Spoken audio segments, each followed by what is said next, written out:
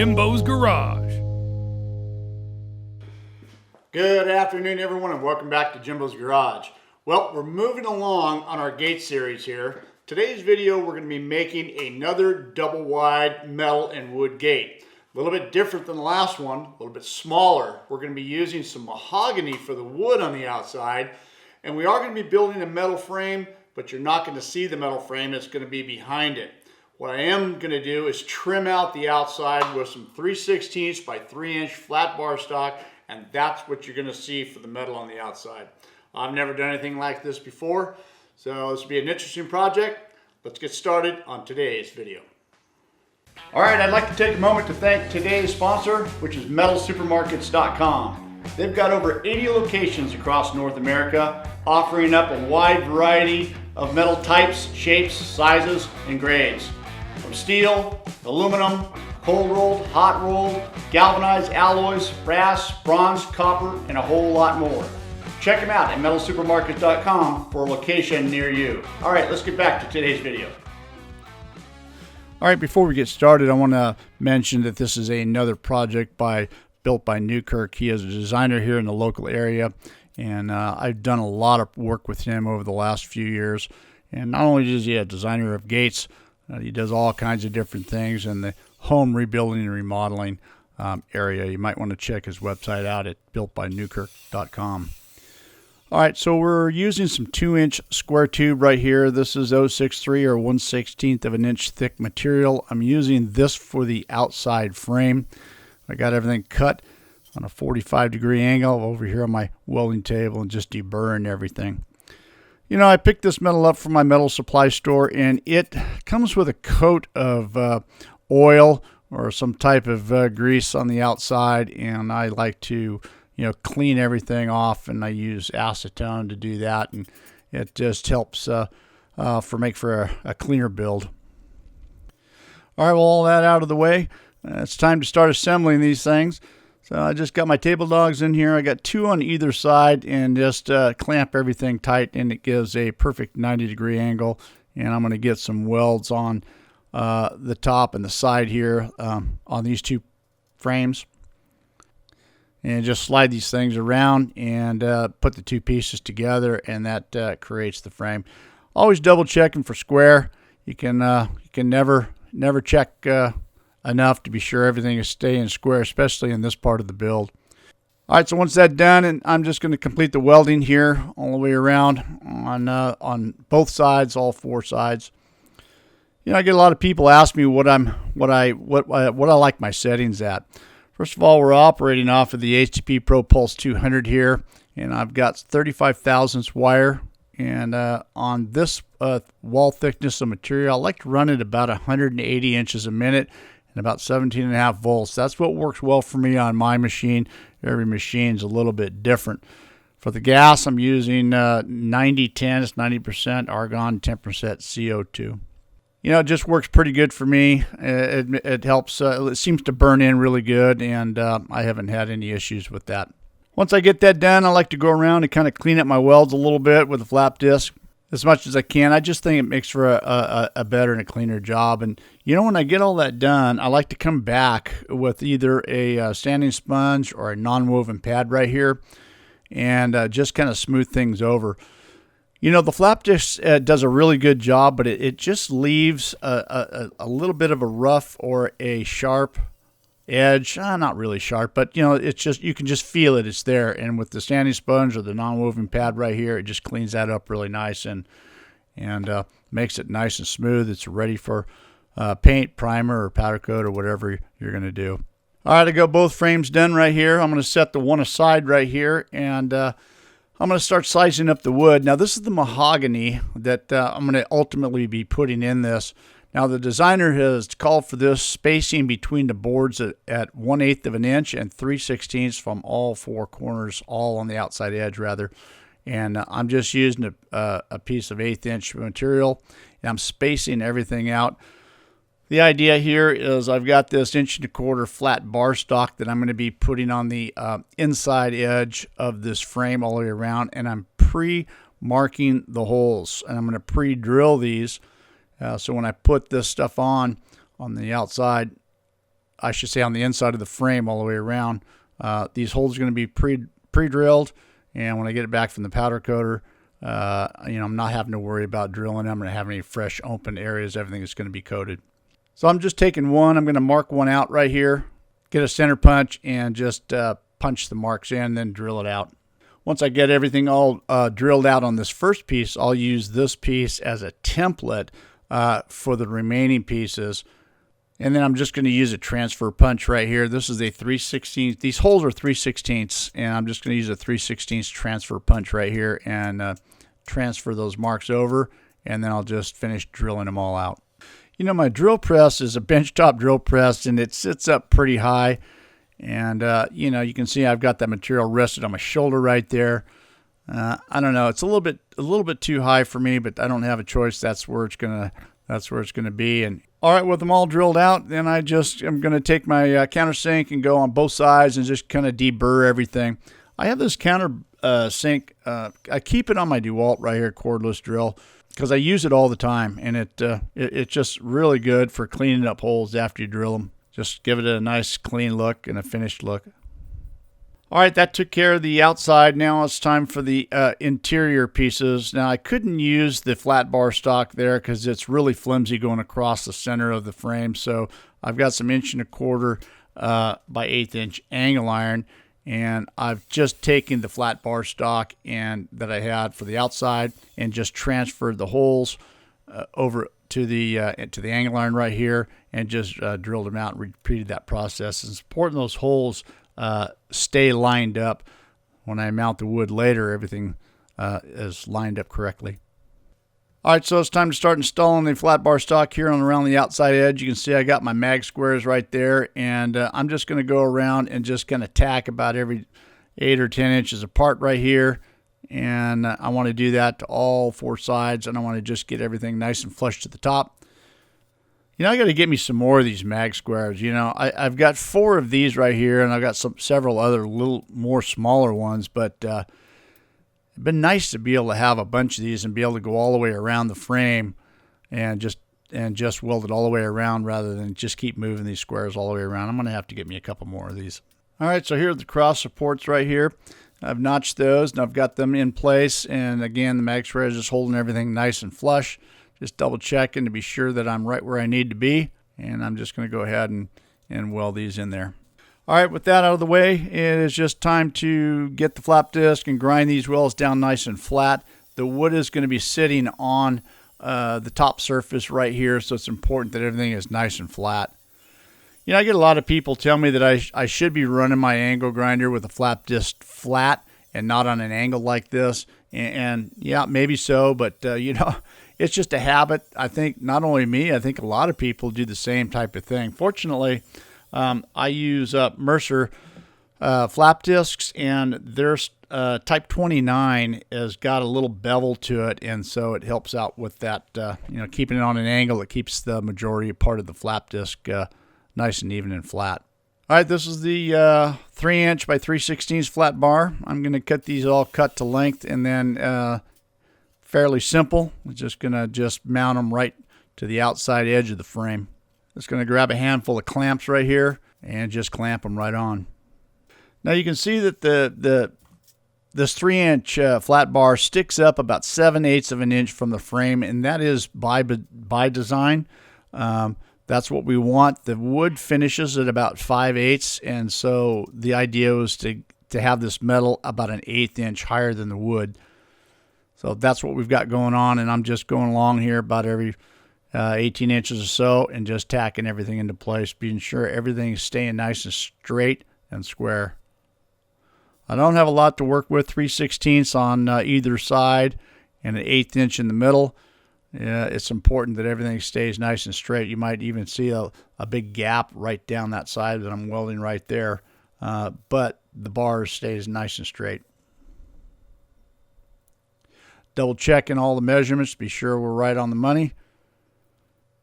And I got that done, and I'm just going to flip it around to the other side, and I'm going to catch a little bit of welds on that side as well. This is going to keep that 3" flat bar nice and tight to the frame. And once I get that done, I'm just going to clean everything up with a flap disc.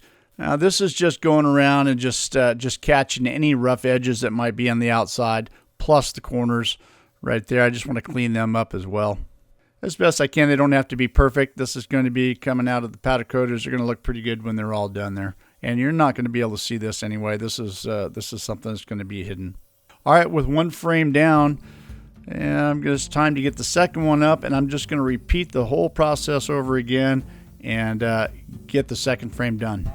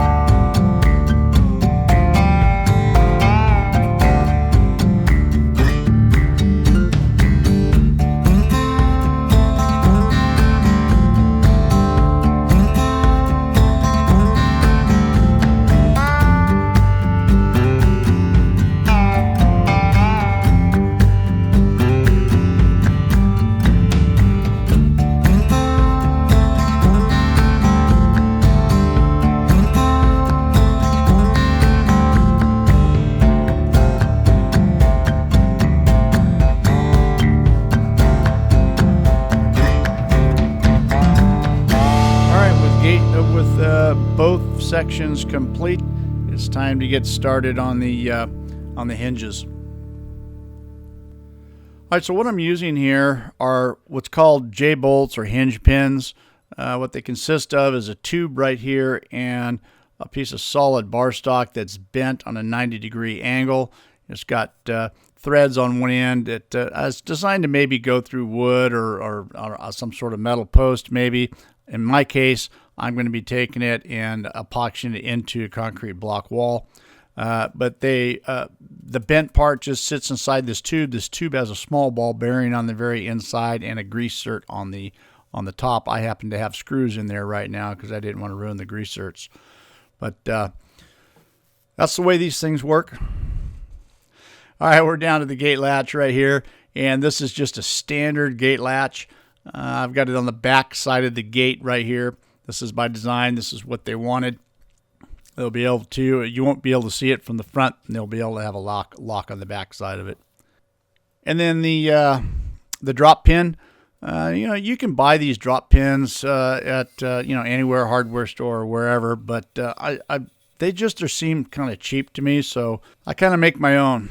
And so what we're using here is some 5/8 solid round bar with some 3/4 inch square tube. That seems to work pretty good. That's the way I've done the last few. So I got to bend a little handle right here on the end, about 3 inches, and I was too lazy to go to my other garage and get my acetylene torch with the rosebud on there, so I just grabbed the benzomatic right here. Yeah, it took a little bit longer, but by the time it would have taken me to go to my other garage, bring out the torches, get everything all hooked up, I just had it done with the benzomatic right here. That's probably pushing it to the limit. It probably took about 2 or 3 minutes to heat that up, where it would just take a few seconds with a torch. But ultimately, I got it done. All right, so I'm just sizing everything up right now to be sure. I'm marking everything where I've got to cut it, and I'm going to have to cut a notch out of the 3/4 tubing, and that's going to allow the drop pin to go inside. And what I do here is just cut one side out of the tubing, and then put a little side notch in it, and that allows that bar to turn to the side and kind of lock it into place in the down position. Takes a little bit of work right here. The more I do these things, the faster I get. But I still feel that this is much better than what you can actually purchase at the store. I'm going to run my flap disc down the center right here to kind of open things up. You know, even by doing that, still all this 5/8 round bar stock. This is hot rolled, and they also have it in cold rolled. The size and diameter is slightly different, or even the square tube has got a little bit of a deflection on the inside of it. But here I'm just taking the mill scale off the outside of this. It was kind of a tight fit, so just by taking the mill scale off and maybe just a little bit of the metal here, it just was able to slide down inside of that square tube, and it was a much better fit. All right, so everything in place. It's just time to weld everything up.